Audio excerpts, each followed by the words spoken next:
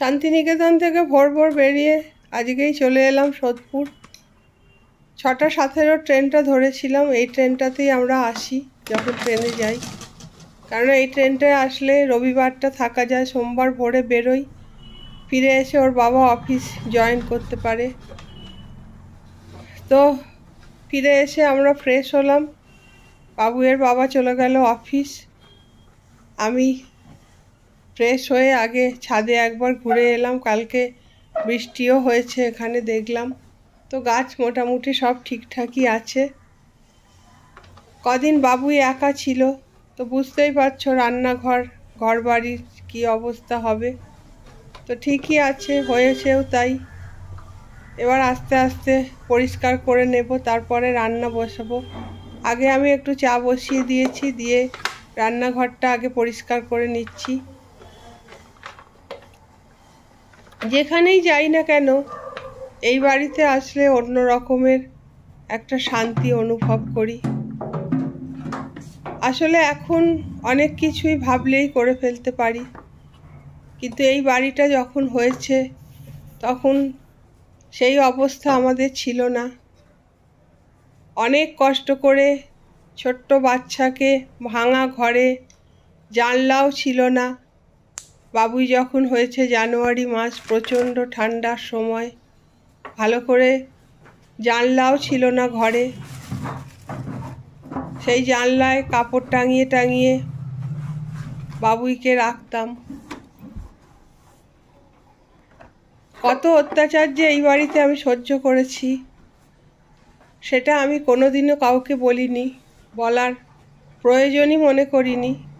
কেননা ভেবেছি বাইরের লোককে বলা মানে আমার স্বামীর বাড়ি এটা, তাদের লোকের নামে বাজে কথা বলবো মানে তাকে আমি অপমান করব।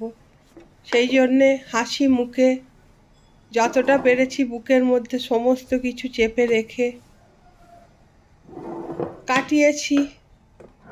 তো যেটা বলছিলাম, বহু কষ্টে সেই ভাঙা ঘর থেকে আস্তে আস্তে অনেক অভাব অনটন, তার মধ্যে ছেলেকে বড় করা, সমস্ত কিছুর মধ্যে থেকে বলতে পারো বুকের রক্ত জল করে আস্তে আস্তে আমরা এই বাড়িটা করেছি।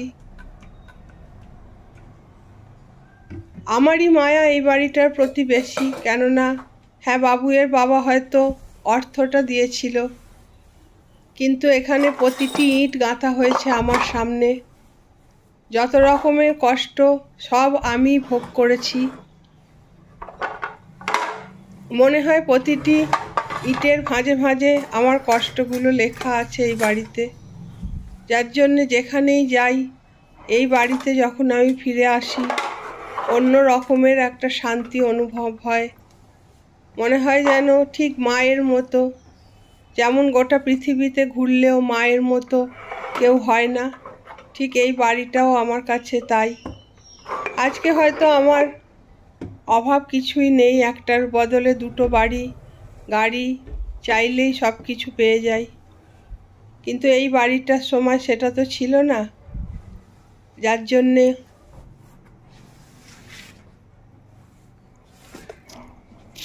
ভীষণ একটা সেন্টিমেন্টের জায়গা বলতে পারো এই বাড়িটা আমার কাছে। তো রান্নাঘরটা পরিষ্কার করে নিয়ে চা হয়ে গেল, এবার বসে একটু চাটা খাবো, তারপর আমি রান্না শুরু করব। সেই ভোরবেলা বেরিয়েছি মানে রাত্রিবেলাও ঘুম তো হয়ই না, কেননা 4টেয় উঠতে হয়। তো কতটুকু আর ঘুমোবো, আর ঘুম হয় না, এই মনে হয় সময় হয়ে গেল। আগের বারে তো প্রচণ্ড দেরি হয়ে গেছিলো, প্রায় 6টা বেজে গেছে, তারপরে আমরা প্রান্তিক স্টেশনে এসে পৌঁছেছিলাম। সেই জন্যে ঘুম আসছিল না, 4টেয় উঠেও পড়েছি, উঠে বেরিয়ে পড়েছি। এখন প্রচণ্ড চোখটা টানছে, মনে হচ্ছে গিয়ে শুয়ে ঘুমিয়ে পড়ি, কিন্তু রান্না করে না খেয়ে কি করে ঘুমোবো, তাই আগে রান্নাটা করে নিই। চালের ডিব্বায় চালটা ফুরিয়ে গেছিলো, আমি এই ছোট কৌটোটাতে ঢেলে রাখি কিছুটা চাল, বড় ড্রামটা সবসময় নিতে অসুবিধা হয়, যার জন্য এই ছোটো কৌটোটায় ঢালি। তো ঢেলে আগে চালটা ভিজিয়ে দিই। আমি আবার আলাদা করে চালটা ধুয়ে গরম জলে হাঁড়িতে দিতে পারি না, যার জন্য আগে থেকেই আমি এইভাবে চালটাকে ভিজিয়ে রাখি। মাঝখানে এলো আবার একটা হনুমান। বাবুই তো এত ভীতু, জানলায় গ্রিল দেয়া আছে, নেট দেয়া আছে, তাতে ও জানলাটা বন্ধ করে একটুখানি খুলে হনুমানটাকে দেখছে। ও ভাবছে বোধহয় ওর গ্রিল ভেঙে হনুমান ঢুকে পড়বে।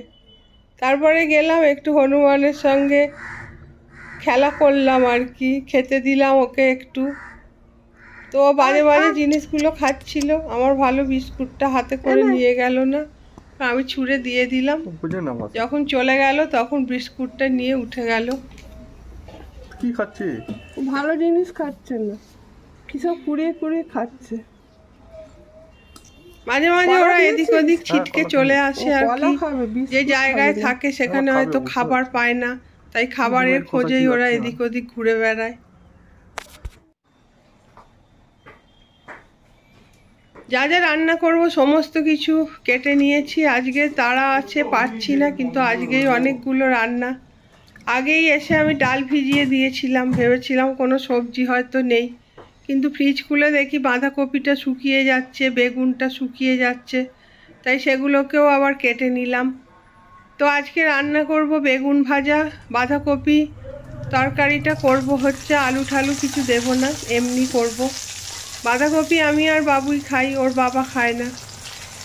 তারপরে ভাবলাম বেগুন ভাজা, বাঁধাকপির তরকারি আর বড়ার তরকারিটা করি।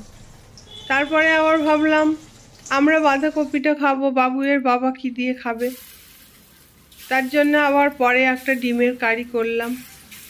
এই করতে গিয়ে অনেকগুলো রান্না হয়ে গেল। একে ক্লান্তি লাগছে, কিন্তু উপায় নেই, রান্না করে চান করে খেয়ে তবেই একটু বিশ্রাম পাবো।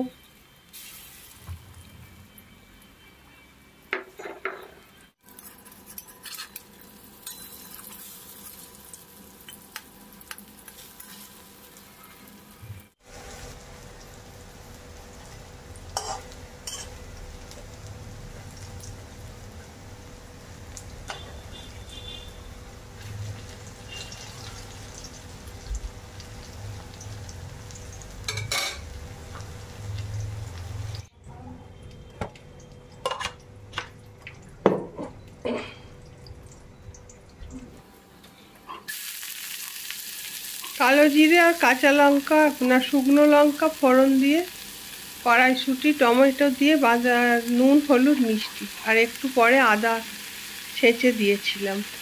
দিয়ে বাঁধাকপিটা একটু শুকনো শুকনো মতো করে ছেঁচকি মতো, ওই যেমন পেঁপে পেঁপে ছেঁচকি হয় তেমনি করি, কড়াইশুঁটি দিয়েছিলাম।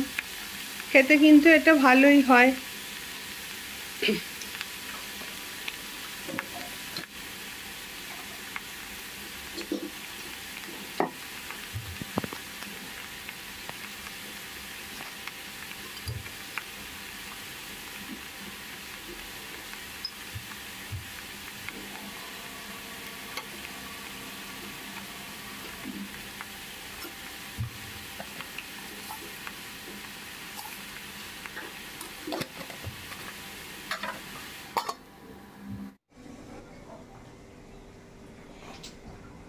এই যে পরে আবার ভাবলাম একটু ডিমের কারি করি।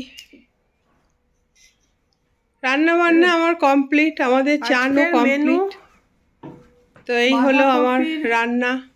একটা চচ্চড়ি মতো, কিন্তু আলু ঠালু কিছু দিইনি, ওটা তো আমি দেখিয়েই দিয়েছি, শুধু বাঁধাকপি কড়াই। ও তারপরে আবার পরে আমার আবার ডিম হলে একটু টক টক কিছু না হলে ভালো লাগে না।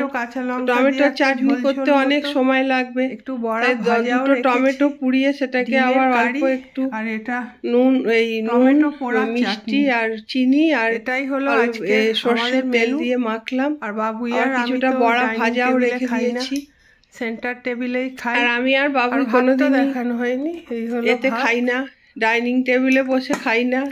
সব সময় আমরা যাই না কেন এখানেই যেন কমফোর্ট লাগে আমাদের খেতে, আর ভালোও লাগছে না সকাল থেকে। এখানেই বাবুই আর আমি খেতে বসি রোজ। খেয়ে নিয়ে এখন একটু, বাবুই না থাকলে আমি একাও এখানে